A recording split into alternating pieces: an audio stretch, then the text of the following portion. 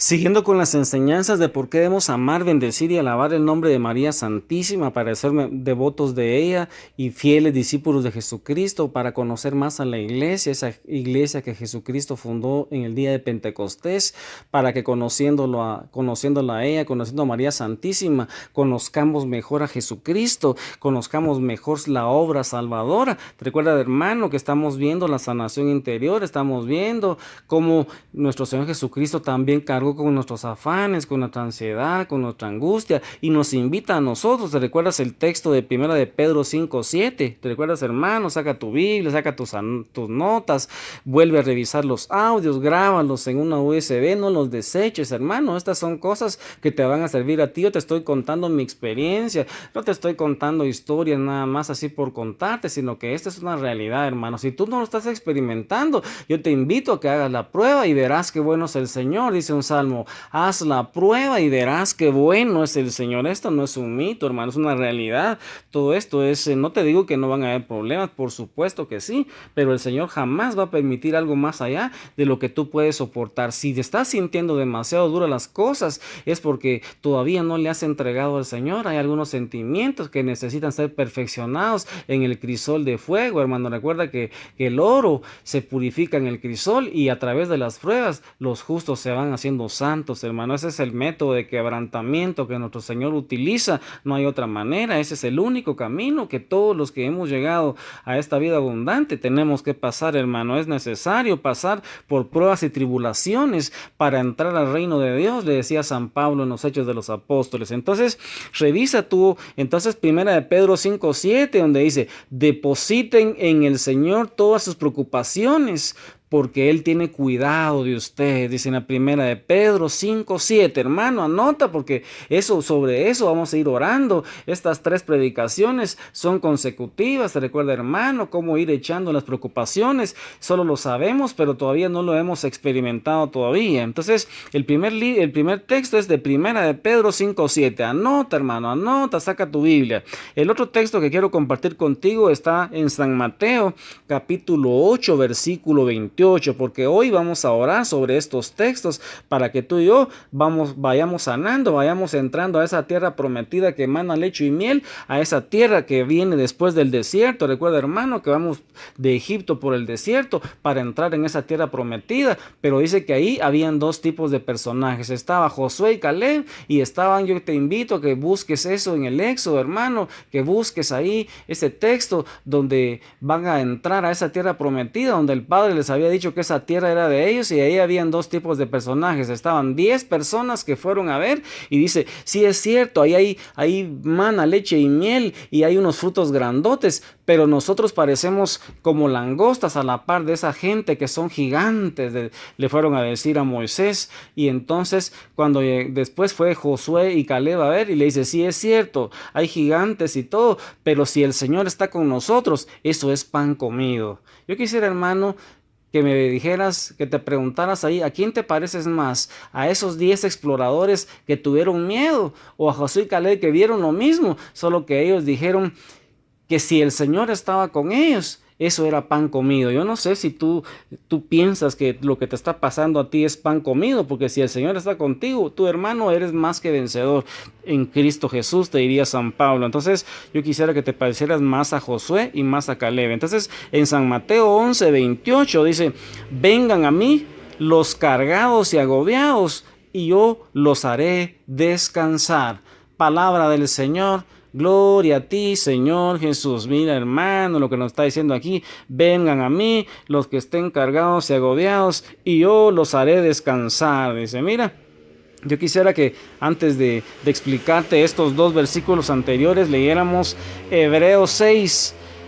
Hebreos es una carta que está en el Nuevo Testamento, una carta a los Hebreos, capítulo 6, versículo 13 al 15.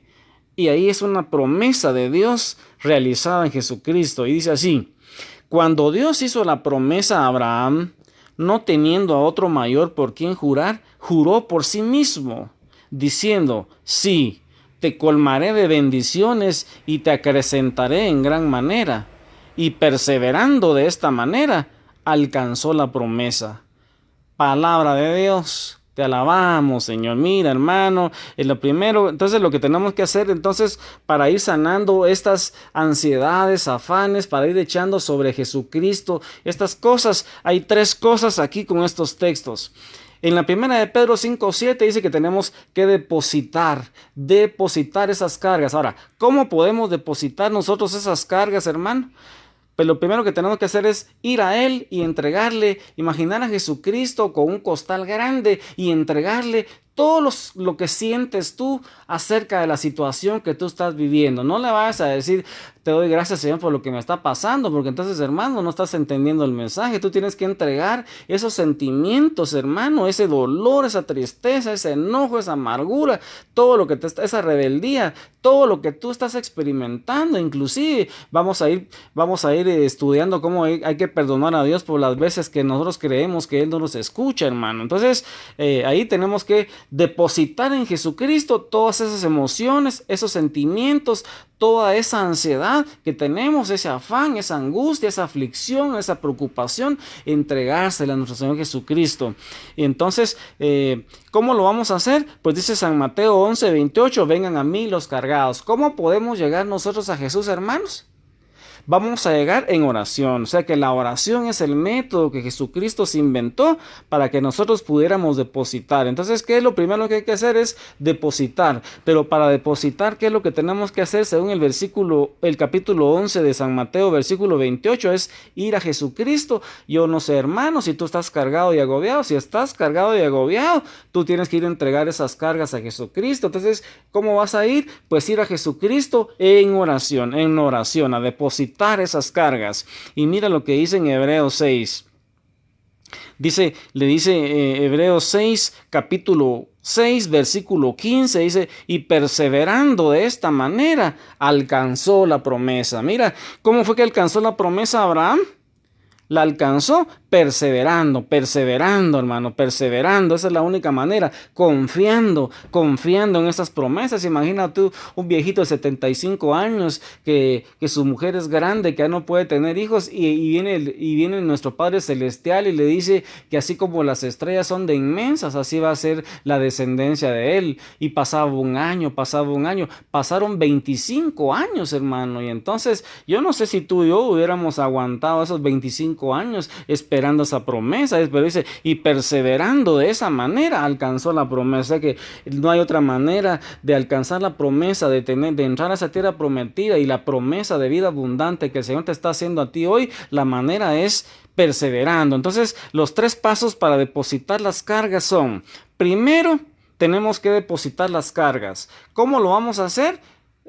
El punto número 2 es ir a Jesús y entregarle esas cargas. Venid a mí los que están cargados y agobiados. Si tú estás cargado y agobiado, hermano, ese es el momento para ir a Jesucristo en oración, pero no solamente a pedirle cosas, sino a entregarle, hermano, esa ansiedad, esa angustia, esa preocupación, ese miedo. Ya en la oración yo te voy a ir enseñando cómo es que vamos a ir haciéndolo. Y la otra es confiar, aunque tú no mires, hermano, tú vas ahí.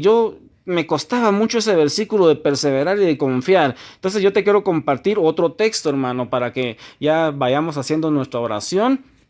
Y quisiera que te fueras al libro de Primera de Corintios, capítulo 10, versículo 13. Solo un versículo, hermano. Mira la riqueza que tiene este texto. Primera de Corintios, capítulo 10, es una carta que San Pablo le habló a los corintios. Imagina que tú eres uno de Corinto en este momento. Eres un corintio contemporáneo, un corintio de esta nueva era. Y te dice así San Pablo, el Espíritu Santo a través de la pluma de San Pablo, y ahora yo te lo voy a decir a ti, y dice así: hasta ahora ustedes no tuvieron tentaciones que superen sus fuerzas humanas.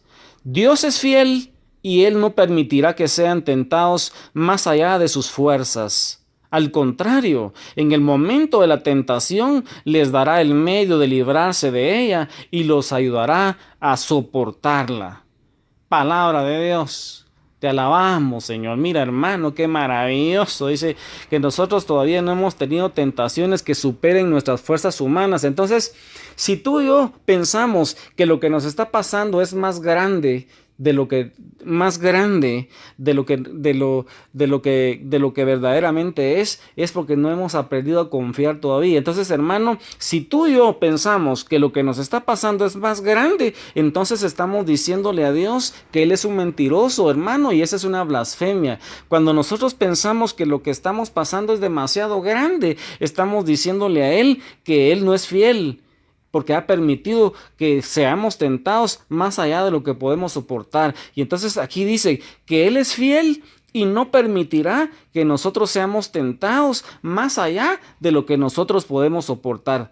Eso es bien importante, hermano. Eso se llama creerle a la palabra, creerle a nuestro Padre Celestial, porque si tú y yo no tenemos esa confianza, entonces no vamos a salir adelante, porque Dios necesita, además de la oración, necesita que nosotros tengamos fe. La fe es el instrumento que nuestro Padre Celestial nos va a pedir a nosotros cada vez que Él quiere hacer un milagro en nuestra vida. Entonces dice aquí que Él no permitirá que seamos tentados más allá de nuestras propias fuerzas. Cuando nosotros, hermanos, nos quejamos demasiado, murmuramos, todas esas bendiciones que Él tiene preparado para nosotros se esfuman, hermanos. Dice, al contrario, en el momento de la tentación, cuando tú tengas una tentación, cuando tú piensas que lo que te está pasando, la falta de trabajo, problemas en tu casa, problemas en el trabajo, problemas con tus hijos y todo eso demás te está bombardeando demasiado y tú piensas que no vas a poder soportarlo, lo que tienes que hacer, en lugar de que Él no te va a quitar esa prueba porque sabe que tú puedes soportarla, en el momento de la prueba dice que tenemos que pedir nosotros que nos dé las fuerzas, que nos den las fuerzas para librarnos. Dice, en el momento de la tentación Él nos dará la fuerza para soportarla y nos va a mostrar la salida. Entonces, ¿qué tenemos que pedir nosotros cuando estamos en la prueba, hermanos? Que nos des la fuerza y que nos muestre la salida. Yo no sé si tú lo hacías así. Si tú empiezas a hacerlo, vas a ver la diferencia.